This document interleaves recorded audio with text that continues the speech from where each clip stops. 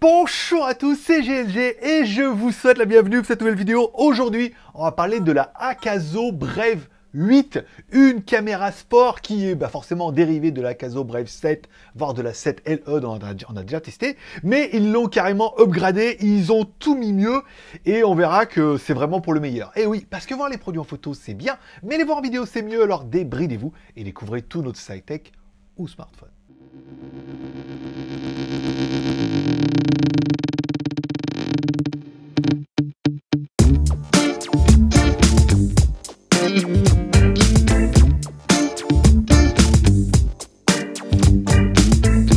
Allez, tout simplement, je dois vous le préciser, c'est une vidéo qui est rémunérée par la marque, en fait, pour notre travail. Moi, je vais vous présenter la caméra, on va voir tout ce qu'on peut faire avec, je vous dirai ce que j'aime pas, je donnerai son prix, et ensuite, chacun sera son opinion. Aujourd'hui, je vais vous présenter cette Akazo Brave 8. Et si au départ, je me suis dit, ouais, encore un petit upgrade de l'ancienne, non, ils sont allés plus loin que ça et on verra qu'ils ont quand même, ils ont tout mis mieux et la qualité est plutôt pas mal. Allez, on commence tout de suite par le contenu de la boîte. Dans la boîte, on aura bien notre caméra, forcément. On aura, comme toujours, tous les accessoires pour les vélos, pour les attacher, pour les coller et tout. Ça fait extrêmement plaisir. On aura également un chargeur de batterie, un chargeur double batterie. Encore une fois, parce qu'il va y avoir déjà deux batteries. Et ensuite, tu pourras les recharger avec le chargeur. C'est cadeau, c'est dans la boîte. Les batteries, encore une fois, comme je l'ai dit, il y en a deux. Elles font 1550 mAh contre 1350 avant. Donc là aussi, elles sont encore meilleures. 200 mAh de plus. Et on aura également une petite télécommande pour pouvoir commander ta Akazo, ta GoPro, ta Akazo Brave 8 à distance. Allez, découvre un petit peu notre caméra. En haut de notre caméra, on aura un bouton Power On-Off. Alors, il est étonnant parce que quand on démarre, ça fait bip bip bip. C'est nul. J'aurais préféré une petite musique, mais enfin bon, voilà. Tu l'allumes et tu l'éteins avec cet unique bouton. Et ensuite, à droite, on aura un bouton de mise en route qui te permettra de prendre des vidéos, de prendre des photos et d'arrêter tes vidéos et éventuellement de reprendre une photo. Voilà, entre les deux pour t'amuser un peu. En bas de notre caméra, on aura donc un slot. Alors, vous avez vu que la caméra est étanche en boîtier. Donc, on a un slot qui permet d'accéder à la batterie. Une batterie de 1550 mAh. Alors, c'est quand même 200 mAh de plus qu'avant. Donc, c'est encore une fois, c'est pas négligeable. Enfin, pour une fois, ils ont juste mis la batterie dedans. Il n'y a pas de carte SD, de machin et tout. C'est vraiment juste la batterie et c'est bien vu. À droite de notre caméra, un bouton M qui ne veut pas dire menu, qui veut dire mode. Ce bouton, en fait, une fois que la caméra est en route, te permettra de basculer d'un mode vidéo à un mode photo, à un mode timelapse. Enfin, ça permettra de naviguer un petit peu entre les modes si jamais. C'est des fois avec un boîtier supplémentaire, c'est plus pratique que d'aller dans les menus pour changer. Voilà, vous savez qu'il y a ce petit bouton-là. Allez, à gauche de notre caméra, on retrouvera un petit haut-parleur. Alors, c'est un petit haut-parleur pour faire du visionnage. C'est-à-dire que tu regardes les vidéos, tu vois s'il y a du son, et ça te permet de voir un peu si on entend bien ou pas bien. Voilà, c'est un haut-parleur d'appoint, mais il fait plutôt bien le taf. Et enfin, en bas de ça, une trappe qui permet d'avoir accès à notre connectique USB type C, puisque voilà, tu pourras recharger la caméra, tu pourras la mettre également en data. Alors, il ne parle pas du micro, parce que pour l'instant, la fiche n'existe pas, mais apparemment, le micro Akazo devrait pouvoir fonctionner là. Donc, si tu veux un micro-cravate, moi j'ai essayé qu'un de mes micros USB, ça n'a pas fonctionné. Peut-être un problème de logiciel aussi. À droite, on aura un emplacement pour mettre de la micro SD. Alors moi, j'ai qu'une 32 Go, donc j'ai une 32 Go. Par contre, il faut mettre de la 32 Go qui envoie un peu du steak, avec un taux d'écriture assez élevé. Parce que si vous avez une carte mémoire de merde, il va vous dire le taux d'écriture est trop faible. Il va falloir en acheter une meilleure. Voilà, donc c'était simplement un petit détail. Bon, à l'avant de notre caméra, un écran de contrôle qui te permettra de faire de jolis selfies ou par exemple de faire de plutôt vlog et tout. C'est plutôt bien vu. Alors c'est un écran qui est pas tactile, c'est juste un écran de rappel qui permettra d'intervertir entre l'écran arrière et l'écran avant en fonction de comment tu enregistres. Ça c'est bien vu. À droite, on aura également notre lentille, une lentille avec une caméra de 48 millions de pixels, mon pote. Bah ouais, je peux te dire, là aussi, moi aussi, j'étais assez étonné parce que les photos, on verra, sont pas dégueulasses. D'ailleurs, pendant que je parle, je vais te mettre quelques photos, par exemple, pour que tu puisses juger. Moi, j'ai trouvé ça plutôt bien. Encore une fois, c'est une caméra sport. Bon, un des détails, par contre, que j'aurais surkiffé, et là, vous allez être un peu d'accord avec moi, c'est le cache lentille qui est mis dessus. Alors, il n'est pas clipsé, machin, collé, il est vissé. Il y a un emplacement à vis, ça permet d'enlever le cache. Alors, pourquoi c'est bien? Ça permettra, si tu abîmes ce cache, de le remplacer facilement. Voilà, au moins la lentille ou directement le bloc. Ensuite, il y aura certainement des fabricants qui vont vous proposer également d'autres modules avec des filtres dessus, des zooms, des angles ultra larges et tout. Voilà, il y aura la possibilité d'avoir plein d'accessoires. Et ça, c'est une très bonne idée. Bon, en dessous, on a une petite lettre qui permettra de te confirmer quand tu enregistres. Mais ça, vraiment, c'est détail. Mais, encore une fois, on dit oui, on est vraiment sur de l'upgrade meilleur.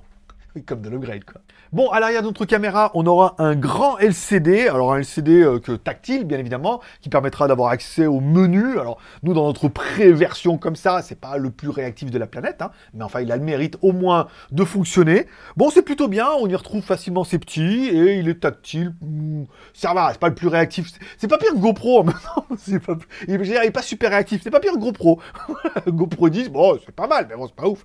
Voilà. Donc, c'est pas mal, on y permet d'y retrouver, et puis on va découvrir un petit peu le menu, là, comme ça, tous ensemble. Bon, on va découvrir un petit peu cette caméra, et surtout ce menu, parce qu'on verra que c'est quand même plutôt intéressant.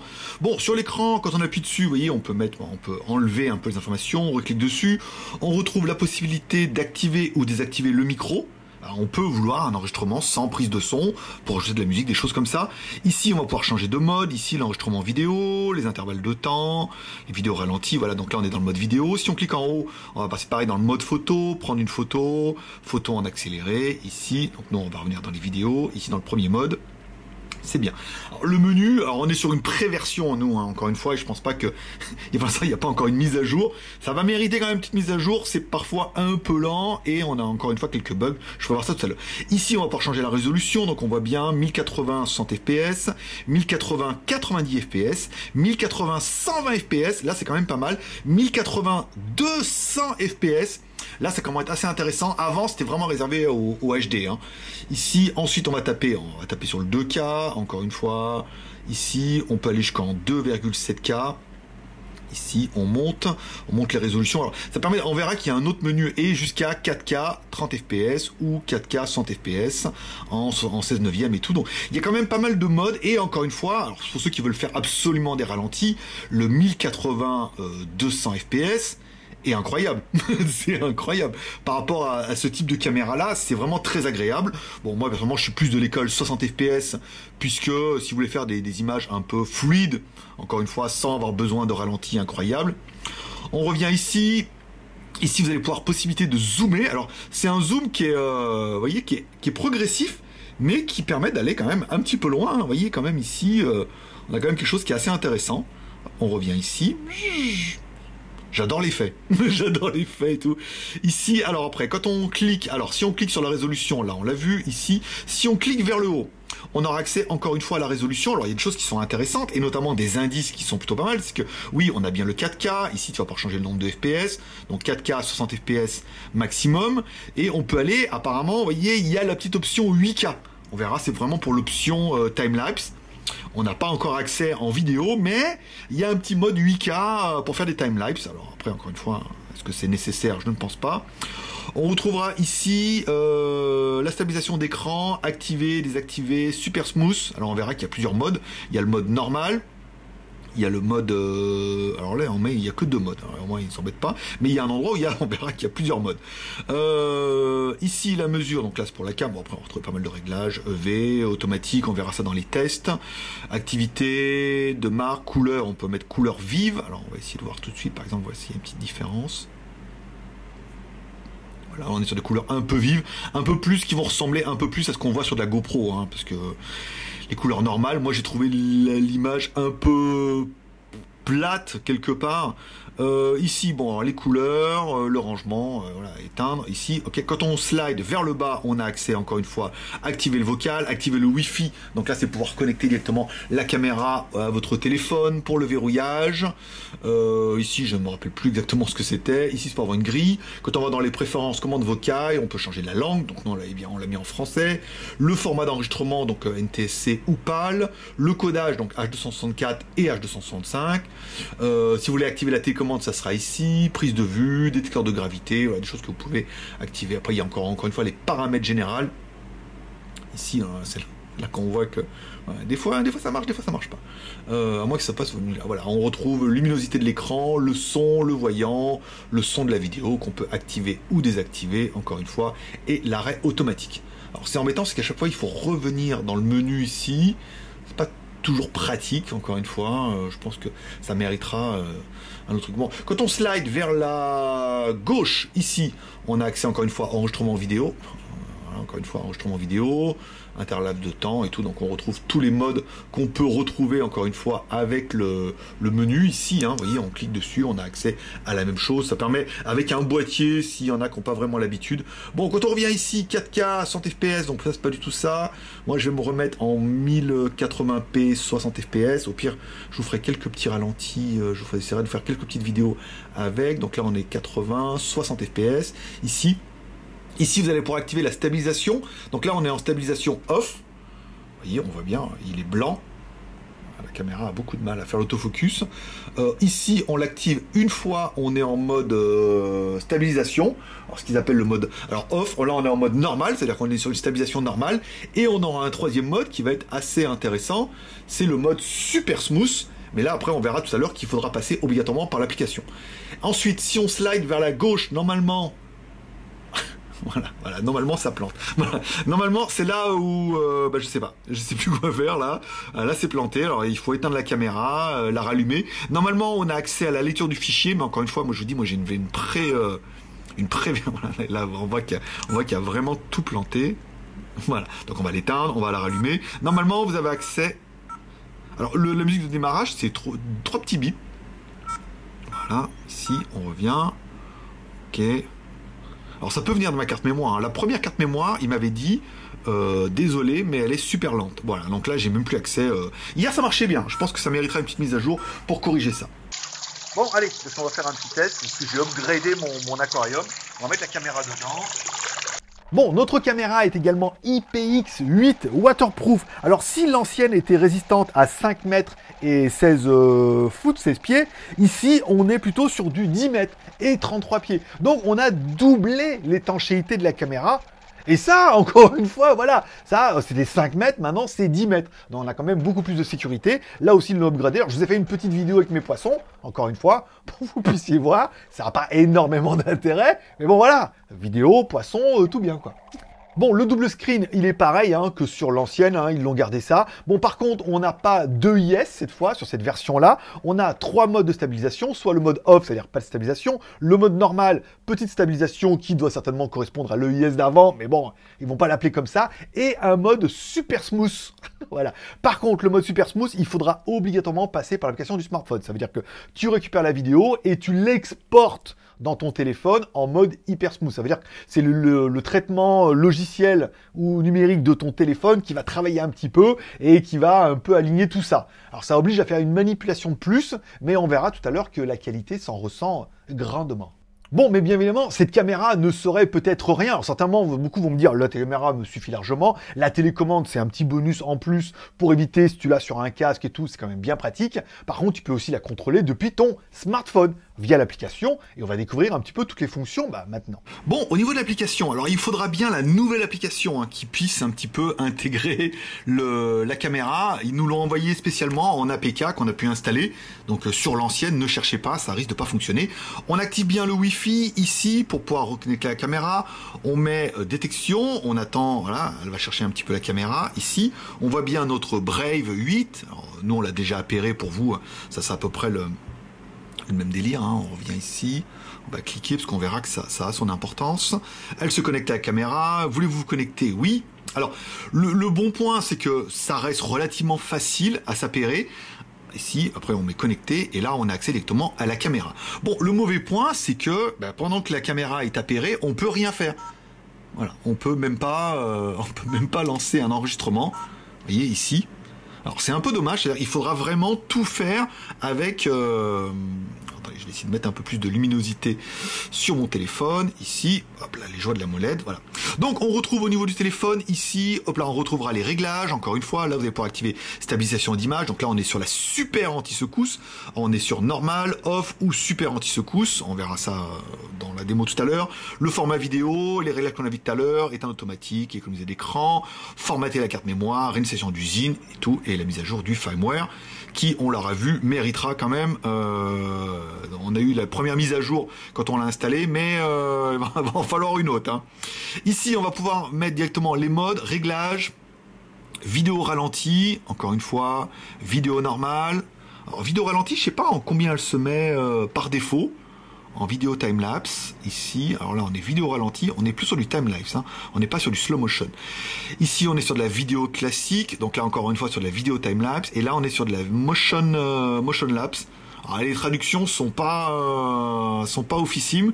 Je suis pas fan. Enfin bon, après ça n'engage que moi. On revient sur le mode vidéo ici pour avoir vidéo. La même chose en photo ici, passer en mode timelapse, des choses comme ça. On verra ça après dans les démos tout à l'heure. Ce qui peut être intéressant, nous surtout, ça va être par exemple pour la vidéo, ici, on va pouvoir accéder aux réglages. Là, on est en résolution, une fois 4K. Alors, je sais pas pourquoi, par défaut, elle est toujours en train de se mettre en 4K. Alors, ça, c'est peut-être parce que je mets en slow motion et que par défaut, elle veut se mettre en 4K. Ici, on redescend en 1080, 60 fps. Voilà, donc on a un truc beaucoup plus large. On revient ici. Faut pas que je change, elle va se remettre encore une fois en 4K. Ici, la résolution, donc on est bien en 1080. Ici, vous allez pouvoir changer les angles. Là, on voit bien qu'on est en angle super large. Ici, on angle le large. Donc, vous voyez, forcément, tout de suite, on a vachement tapé dans l'image. Le mode portrait, encore une fois, ici. Et puis après, on verra dans les modes vidéo où, en extérieur, c'est quand même un peu plus flagrant. Et le mode narrow, voilà, qui a tendance à zoomer à fond. Pourquoi pas? Écoutez, pourquoi pas? C'est des modes qui sont dedans. On va se remettre en super large. Voilà. Bon, après, il n'y a pas... Voilà, on aura fait le tour. Après, vous allez me dire, je sais pas ce que vous voudriez de plus en même temps pour changer les modes, les vidéos, les choses comme ça, se mettre en slow-mo. Voilà. On va faire quelques démos, mais ça permet vraiment d'avoir l'essentiel. Le seul petit reproche, ça serait, et je pense que c'est peut-être pour l'instant, hein, c'est qu'on n'a pas accès à la caméra. On pourrait avoir quelqu'un qui fait... je sais pas. Bon, après, vous pouvez avoir quelqu'un à distance qui fait le contrôle comme ça, et puis vous faites du vélo ou du skate, et en fait, vous occupez de la caméra, et c'est lui qui gère un petit peu tous les réglages, tous les enregistrements. Ici, on retourne dans les réglages. Voilà, donc lecture des fichiers qu'on a fait, c'est-à-dire pas bien grand-chose pour le moment, puisque les fichiers, je vais aller les faire tout à l'heure, maintenant que la caméra est bien propre, bien neuve, bien magnifique. Et puis, ça sera tout pour aujourd'hui. La lecture est un peu à la ramasse. Il n'y a pas beaucoup de fichiers, mais on voit que, je pense que ça vient vraiment de la caméra, hein, qui a vraiment des petits soucis pour se connecter, hein, vous voyez, pour se connecter au fichier. On a vu que dans le slide ça plantait, et là on voit que vers l'application, bah, ça plante aussi. Donc soit ça vient de ma carte mémoire qui n'a pas un taux de lecture qui est assez bon, soit il y a encore un petit bug à corriger, mais ça c'est vraiment que du logiciel, on est d'accord. Bon, au niveau de l'upgrade, on aura vu, on est quand même passé de 4K 30 fps à 4K 60 fps. Donc forcément, si vous filmez beaucoup plus d'action, que ça va vite, plus il y aura de FPS, plus ça sera fluide. Donc c'est quand même assez intéressant. On passe également en Full HD à 200 fps. Là où avant, c'était réservé à HD 240 fps. Donc on a beaucoup plus si tu veux faire des ralentis plutôt sympas. Voilà. Si on parle de ralenti, bah justement, j'en ai fait un petit peu avec ma fontaine en extérieur pour filmer un peu. Voilà, il y a les gouttes d'eau qui tombent. Bon, ça permet de voir. Alors, il y a plusieurs modes en slow motion. Il y a le mode 2 fois, 4 fois et 8 fois. Donc, je vous mettrai les vidéos un peu à la queue leu pour voir un petit peu l'effet. Encore une fois, c'est une caméra sport, ça fait des ralentis. Ça permet, si vous faites des plans un peu sympas, de filmer en gros FPS et d'avoir des petits ralentis sympas. Bon, on aura pu apprécier également l'upgrade de la photo, puisqu'on passe encore une fois de 20 millions de pixels sur la Brave 7 à 48 millions de pixels. Là aussi, c'est un upgrade qui n'est pas notable. Il y aura également un mode time-lapse, apparemment, à 8 millions de pixels. Alors, c'est étonnant, parce que dès le début, on voit qu'il y a un 8, on ne sait pas comment ça marche, tout. Voilà. Ça ne fonctionne uniquement dans le mode time-lapse, où tu peux faire en 8 millions de pixels. En 8K, voilà. Donc, ce mode 8K, il est intriguant parce qu'on se dit, ah, peut-être que la caméra, dans un futur upgrade, pourrait éventuellement faire des vidéos en 8K. Ce qui n'a pas énormément d'intérêt, encore une fois. Mais bon, voilà. Il y a ce petit 8K qui me perturbe un peu là-dedans. Et bon, encore une fois, j'aurais fait une ribambelle de vidéos pour que vous puissiez juger. Bon, le contrôle par la voix, je vois pas encore trop l'intérêt, mais enfin bon, apparemment, ça fonctionne, donc pourquoi pas. Et enfin, le mode télécommande qui sera vraiment pratique si vous mettez la caméra à un endroit, que vous voulez la contrôler à distance, ou au-delà du smartphone. Même si c'est le smartphone, pas les boutons, mais voilà, d'avoir un petit moniteur externe comme ça peut aussi avoir du sens. Bon, allez, je sens que t'es énervé là, j'ai envie de voir ce que ça donne un peu. Allez, je vous ai fait 2 vidéos maintenant qui permettront de voir un petit peu la qualité du son quand on est devant la caméra et quand on est derrière la caméra. Bon, une des faiblesses qu'on avait pu voir sur les premières AK Akazo, c'était les problèmes de son, où le son était beaucoup trop faible. Ça avait été corrigé avec la version LE, et là on s'est dit, ouais, mais avec cette version 8, qu'est-ce que ça va donner? Donc là, je suis en mode caméra frontale, donc j'ai l'écran, je me vois, je suis en mode super ultra large. En plus, il fait beau, on a du bol, et j'ai une perche selfie, vous voyez, je suis pas très loin, puisque je peux toucher la lentille, voilà, du bout des doigts. Mais ça permet de se donner une idée du rendu de ce qu'on pourrait avoir en mode vlog. Il y a la prise USB type C, est-ce que ça va fonctionner avec leur micro? J'ai essayé avec un de mes micros USB type C, il n'est pas reconnu, est-ce qu'il y a une mise à jour logiciel? Bon, est-ce que pour l'instant, voilà, vous aurez le son comme ça. Là on a du bol parce qu'il fait extrêmement beau, alors qu'il a plu depuis pas mal de jours. Donc on devrait avoir de belles couleurs, de beaux contrastes, permettra de faire pas mal de plans. Et pour vous de juger de la qualité, maintenant on va passer en qualité de caméra arrière. Bon, maintenant je suis derrière la caméra. Alors bon, l'intérêt de la dernière caméra, c'est que je ne vais pas me mettre à 10 km. Je suis derrière, je vois l'écran, je suis en mode stabilisation normale. Je suis pas en hyper smooth. Le problème de l'hyper machin, c'est qu'il faut passer par le smartphone. Il faut quasiment convertir les vidéos à chaque fois, alors que là, je prends la vidéo et je vous la mets directement comme ça dessus. Est-ce que la stabilisation sera meilleure que sans? On verra dans les effets d'après. La vidéo d'après, c'est les angles. On verra ça donne. Mais bon, le plan de vue est joli, belle couleur, beau contraste. Je vais essayer de descendre les escaliers un petit peu. Et là, je descends les escaliers et tout. Bon, c'est pas top. Plutôt pas mal. Voilà. Bon, on remarque qu'on pourrait remonter. Allez, on va faire les escaliers comme ça. Voilà. Je fais les escaliers là, je fais avec le hyper smooth. Et on va refaire les mêmes sans le hyper smooth. Ok? Comme ça permettra de juger un peu. Non, c'était pas le hyper smooth, c'était le mode stabilisé. Mais là, voilà, je refais les escaliers sans le mode stabilisé. Ok, là, tu auras compris. Maintenant, on redescend.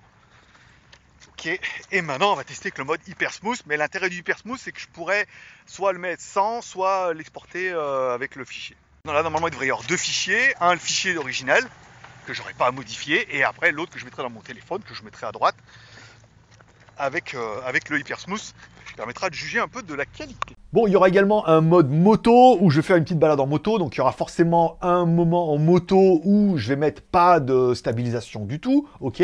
Il y aura une autre fenêtre là qui pourrait apparaître comme ça par magie, où il y aura la même vidéo, mais avec le mode normal activé au niveau de la stabilisation. Encore une fois, c'était vissé sur le guidon du scooter, donc bon, c'était pas incroyable. Et enfin, le dernier mode qui sera lui après traitement dans le téléphone avec le hyper smooth, qui permettra certainement de juger un petit peu de la qualité de l'ensemble en disant waouh, est-ce qu'il y a vraiment une différence? Est-ce qu'il n'y a pas de différence? Ou est-ce que le hyper smooth est vraiment merveilleux? Comme sur toutes les autres caméras sport, par exemple. Bon, en fait, c'est pas pratique, mon support, ça tenait pas et tout, donc j'ai décidé de tenir la caméra à la main, ce qui me permettra d'avoir une autre idée, un peu en mode selfie, comme ça, où je prends la caméra à la main, permettra, voilà, de filmer un petit peu, encore une fois, en mettant en mode toujours hyper smooth, parce qu'il paraît que plus ça mousse... Non. Bon, voilà. Donc, on fait comme ça. Je ferai également un autre plan où on mettra la caméra à l'arrière. Et puis tout ça, ces plans, je vous les mettrai à la fin. Ça permettra de meubler. Mais ce qui est aussi intéressant, c'est les modes. Vous comparez un peu ces modes ultra large et tout pour comparer. J'ai 2 fois comparé? Oui, parce que j'ai comparé. Bon, allez, le premier mode, on va commencer avec le mode large. Bon, là, tu l'auras compris, on est avec le mode ultra large. Alors, il n'y a pas possibilité de modifier pendant qu'on enregistre. Donc, j'arrêterai l'enregistrement et on va lancer maintenant. C'est bien, j'aime bien comme ça, moi. On voit tout, c'est cool. Là, on est en mode wide angle. Voilà, donc on est un peu plus large, mais quand même beaucoup moins que l'ultra. Ah, on voit pas mal aussi, c'est joli. Hein. Bon, là, on est en mode portrait, donc forcément, je disparais de plus en plus. Et après, il y a le mode narrow qui devrait vous faire un zoom de la mort. Je sais pas où ça va pointer, mais ça va pointer. Alors, je vois pas trop l'intérêt de ce mode, puisque... je vais essayer de me mettre devant. Peut-être en mettant... ouais, ça zoome à fond les ballons, c'est lent, c'est bizarre. Pourquoi pas? Voilà, ça fonctionne. Bon, maintenant, je suis derrière la caméra. Alors, bon, l'intérêt de la dernière caméra, c'est que je ne vais pas me mettre à 10 km. Je suis derrière, je vois l'écran, je suis en mode stabilisation normale. Je suis pas en hyper smooth. Le problème de l'hyper machin, c'est qu'il faut passer par le smartphone. Il faut quasiment convertir les vidéos à chaque fois, alors que là, je prends la vidéo et je vous la mets directement comme ça dessus. Est-ce que la stabilisation sera meilleure que sans? On verra dans les effets d'après. La vidéo d'après, c'est les angles. On verra ça donne. Mais bon, le plan de vue est joli, belle couleur, beau contraste. Je vais essayer de descendre les escaliers un petit peu. Et là, je descends les escaliers et tout. Bon, c'est pas top. Plutôt pas mal. Voilà. Bon, on remarque qu'on pourrait remonter. Allez, on va faire les escaliers comme ça. Voilà. Je fais les escaliers là, je fais avec le hyper smooth. Et on va refaire les mêmes sans le hyper smooth. Ok? Comme ça permettra de juger un peu. Non, c'était pas le hyper smooth, c'était le mode stabilisé. Mais là, voilà, je refais les escaliers sans le mode stabilisé. Ok. Là, tu auras compris. Maintenant, on redescend. Ok, et maintenant on va tester avec le mode Hyper Smooth, mais l'intérêt du Hyper Smooth c'est que je pourrais soit le mettre sans, soit l'exporter avec le fichier. Non, là normalement il devrait y avoir deux fichiers, un le fichier original que j'aurais pas à modifier, et après l'autre que je mettrai dans mon téléphone, que je mettrai à droite, avec le Hyper Smooth, qui permettra de juger un peu de la qualité. Bon, je l'ai refait parce que ça va, c'est bon. Je l'ai refait parce que quand je suis passé du mode timelapse au machin, elle restait toujours marqué 8K. Alors j'étais content, mais en fait non. Après on voyait bien que l'enregistrement était bien en 1080p 60 fps. Mais voilà, il y a des petits bugs encore de logiciel et tout. Là on est en mode normal, caméra frontale. Elle est bien, hein, j'aime bien comme ça, regardez. Ça me rappelle un peu la DJI. Il y a deux modes de couleur, le mode normal, le mode vif. Là on est en mode normal, ok, donc on va tourner un petit peu comme ça. Stabilisation pareil, classique, normal, sans pas off, en mode normal, pas hyper smooth. C'est pas très pratique de passer par le logiciel, mais là il n'y a pas besoin, elle est sur trépied. On va essayer avec le mode vif maintenant pour voir un peu la différence. Bim, voilà. Non mais c'est bien, en plus, c'est vrai qu'on voit le timer, mais on voit bien que la LED frontale s'allume en vert et tout. Là on est en mode couleur vive, donc ça devrait être un peu plus flashy. C'est vrai que c'est des choses qu'on voit un peu avec GoPro, tout de suite quand on met une GoPro, quand on a les couleurs, on dit waouh, qu'est-ce que c'est flashy, un peu comme les télé Sony, tu vois. On dit waouh, les couleurs, qu'est-ce qu'elles sont belles. Souvent c'est à cause voilà, des effets qui sont accentués. Là on verra, sur l'écran, il n'y a pas de flagrant. J'ai l'impression que l'herbe est plus verte en face, de l'autre côté de la route. Là où je travaille. Bon, là n'est pas le sujet et tout. Voilà. Bon, j'aime plutôt bien en mode vif comme ça. On va se mettre là derrière et tout ici. Alors, le seul truc, c'est qu'on peut pas rebasculer d'un écran à l'autre pendant qu'on fait la vidéo. Et là, elle est toujours allumée et tout. Voilà, le temple est toujours en construction. Un jour, il sera fini. Ça va être un peu notre blague pour ceux qui auront connu un peu quand j'étais à Shenzhen, qu'il y avait un building qui était en face.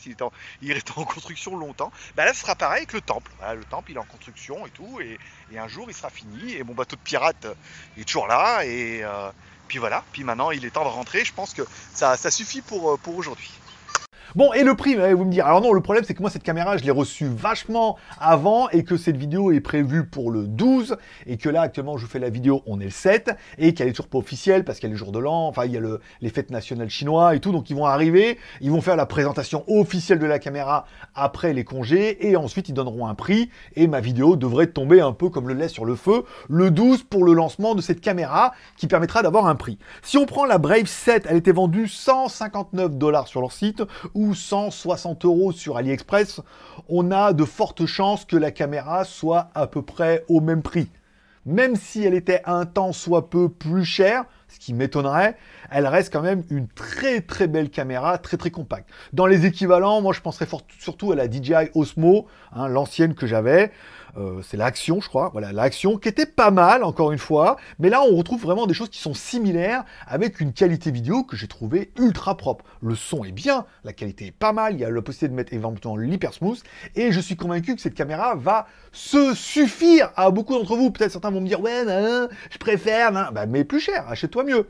Mais là, on peut estimer qu'à moins de 200 balles, avec tous les accessoires de batterie et tout, moi, je trouve que c'est une très très bonne affaire en fonction de ce que tu fais. Mais même pour ce que tu fais, tu vas dire, ah, en caméra d'appoint, ça peut faire la blague. Il te reste plus qu'à calculer ton même besoin, envie, moyen. Est-ce que tu as besoin d'une caméra sport? Alors, le truc qui est vraiment bien, c'est que, encore une fois, bon, les deux écrans, la lentille qui est protégée, elle est étanche sans boîtier. Tu veux partir au ski, voilà, à la neige, tu veux partir à la plage, tu veux partir à l'aventure. Le fait qu'elle soit étanche sans boîtier jusqu'à 10 mètres, c'est un argument de ouf, encore une fois.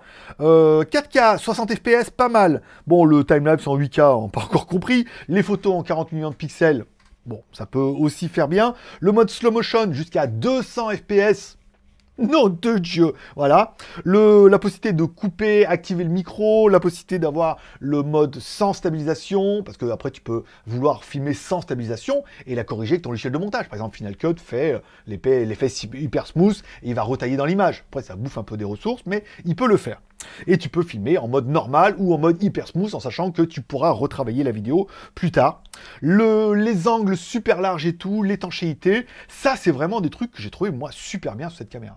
Bon, au niveau des points négatifs, il y a plein de bugs hein, dans la mienne. Alors encore une fois, on sent que c'est une préversion. Les gros bugs, bon, des fois, elle est un peu lente, on est d'accord. Et quand on passe, par exemple, d'un mode timelapse 8K, qu'on revient, elle affiche encore 8K, elle a pas compris. Vous avez vu, quand on veut slider pour accéder à la carte mémoire, des fois ça marche, des fois ça marche pas. On sait pas trop pourquoi. Mais voilà, encore une fois, on sent qu'il y aura certainement besoin d'une bonne mise à jour pour corriger tout ça. Le truc, c'est qu'une fois qu'on la contrôle avec l'application sur le téléphone, on ne peut plus rien toucher. C'est-à-dire que tu la mets sur le téléphone, t'as beau appuyer sur tous les boutons, il se passe rien. Bon, sauf pour l'éteindre, on est d'accord. Donc il faut obligatoirement, tu pourrais dire oui, je la contrôle sur le téléphone pour avoir un visu, et puis j'appuie dessus pour enregistrer. Non, il faudra enregistrer avec le téléphone, arrêter avec le téléphone, et changer les modes avec le téléphone et tout, et on voit que sur le téléphone, il manque encore quelques petits menus qui sont dans la caméra, et pas celui-là, notamment pour changer les couleurs en vif. J'ai pas trouvé dessus, donc... on sent que c'est une préversion aussi, je vous le dis, c'est une version, on a eu le logiciel que pour nous, il n'est pas encore en ligne, la caméra, j'ai pas encore pris, enfin, bon, t'auras compris. Et enfin, le hyper ou super smooth qui est génial, mais qui oblige à passer par un téléphone. Alors, ça va que maintenant, moi j'ai une bête atomique, là, j'ai le Nubia Red Magic 6S Pro qui Snapdragon 888+, donc les vidéos c'est torché tranquille, mais si vous avez un smartphone un peu lent, il est clair que traiter les vidéos ça va être un peu compliqué. Alors le mode simple, le mode sans stabilisation on aura vu, le mode normal c'est bien, mais le hyper smooth, d'après mes résultats comme ça, a l'air beaucoup plus efficace. Mais il faut passer par le téléphone, c'est pas en natif comme ça dans la caméra. Je ne sais pas si GoPro c'est pareil, s'il faut obligatoirement passer par leur application, ou si les vidéos sont directement stabilisées dans la carte mémoire, tu mets l'ordinateur, on n'en parle plus. Vous me direz en commentaire, j'en ai aucune idée. Donc si tu as besoin d'une caméra, c'est celle qu'il te faut. Envie, est-ce qu'elle fait envie? Moi, je trouve que c'est vraiment un charmant upgrade. Autant la 7, le son était pas terrible, la 8, la 7 LE, le son était meilleur, mais on aurait pu vouloir un peu plus de définition, plus de FPS. Là, on a vraiment tout ce qu'on peut attendre d'une caméra récente, avec une très très bonne qualité, et moi, forcément, je trouve qu'ils l'ont vraiment bien amélioré, et c'est un très très gros challenger, surtout à moins de 200 balles, avec tous les accessoires, le chargeur de batterie, les 2 batteries, la télécommande et tout. C'est ouf! C'est ouf pour ce prix-là, c'est pas mal. Et enfin, les moyens, à moins de 200 balles, c'est royal. Je veux dire, tu veux une caméra sport, à moins de 200 balles, c'est quasiment pour moi la caméra ultime. Je n'ai jamais rien vu de mieux. Après, chez DJI, c'est plus cher. Chez les Gcam, ils ont un peu lâché le morceau. C'est vraiment une très très belle caméra et je suis vraiment fan et je suis convaincu que beaucoup vont y trouver leur bonheur et que ça va suffire pour beaucoup. Si vous voulez une GoPro 10, achetez une GoPro 10, ça vaut 500 balles. Fais-toi plaisir si tu peux. Mais si tu peux pas, et que tu n'en as pas vraiment l'utilité, là, à 200 balles, là, tu peux dire, oui, mais moi, j'ai eu les 2 batteries, j'ai eu le chargeur, franchement, en vidéo, c'est propre, il y a quand même le hyper smooth, caméra photo 40 millions de pixels, slow-mo, machin, truc, up to 8K, royal. Et voilà, mets-moi un commentaire en dessous de la vidéo pour dire ce que tu penses de cette caméra. Est-ce qu'elle est très bien, parfaite? Quels sont pour toi ses points forts? Quels sont pour toi ses points faibles? Est-ce que c'est le genre de caméra que tu pourrais acheter et tout? Mets-moi un commentaire. Je mettrai un petit cœur d'amour si le commentaire est bien. S'il y a une question, je répondrai. J'essaie de lire tous les commentaires pour de vrai. Hein, voilà, il n'y en a pas beaucoup non plus. Ça va vite. Tu peux mordre à la pas. Amour, partager, abonnement. Amour en mettant un like si t'aimais ce genre de vidéo. Tu dis, oh, genre, la vidéo était trop bien. La caméra, elle est vraiment géniale. Pouce en l'air. Ouais, tu diras, la caméra, c'est vraiment de la merde. C'est nul. On voit bien qu'il y a des likes, des trucs de pixels dans l'image, alors que truc. Alors, dans ce cas, tu mets un pouce en bas, tu dis la caméra, c'est pas du tout pour moi. Ou alors, t'as fait, la caméra est pas du tout pour toi, mais ça m'a permis de voir que sans tricher en mettant les fichiers comme ça dedans, c'est pas la caméra qu'il te faut. Pouce en l'air. Tu peux la partager sur les sociaux, sur Twitter, sur Facebook, il y a des gens qui cherchent une bonne petite caméra, hein, tout compte faire, moins de 200 balles, avec tous les accessoires, partir à la neige, au sport, à la montagne, truc. Voilà, 200 balles, moins de 200 balles. Je sais pas quel va être le promo pour le lancement et tout, mais moi je trouve que c'est vraiment pour le prix, ça fait vraiment bien le taf, quoi. D'accord? GoPro 10, ouais, mais GoPro 10 c'est 500 balles. Voilà quoi. Donc il faut savoir ce que tu veux acheter pour combien, hein, on est d'accord. Voilà. Et enfin, abonnement en cliquant à droite sur mon logo. Je te rappelle, JLG c'est 2 chaînes, une chaîne pour les reviews et une chaîne pour un petit JT du geek. Tous les mardis, vendredis, on parle des news high-tech, smartphones, des films et séries télé de la semaine par exemple. Voilà. Et tu peux t'abonner à cette chaîne en cliquant sur la cloche. Si toi aussi t'aimes bien les caméras sport, que t'aimes bien les jolies montres, les montres connectées, les haut-parleurs, les robots aspirateurs, laveurs, les smartphones qui vont arriver, j'ai plein de trucs, des écouteurs, des écouteurs gaming, des écouteurs avec des LED, avec des petites têtes de mort et tout qui vont arriver. Si t'aimes ce genre de truc là, abonne-toi. La vidéo sur son notification, la vidéo te plaît, tu la regardes, la vidéo te plaît pas, tu la regardes pas, mais au moins t'es informé. Et voilà, ça sera tout pour aujourd'hui. Je vous remercie de passer vous voir, ça m'a fait plaisir. Je vous souhaite à tous une bonne journée, une bonne semaine. Prenez soin de vous, prenez soin de vos proches, gardez le moral et surtout, restez ouverts. Moi, forcément, je vous kiffe et je vous dis à bientôt. Prochaine review, Bon, tu vas voir. Ah bon, tu vas kiffer encore. Attention. Hein.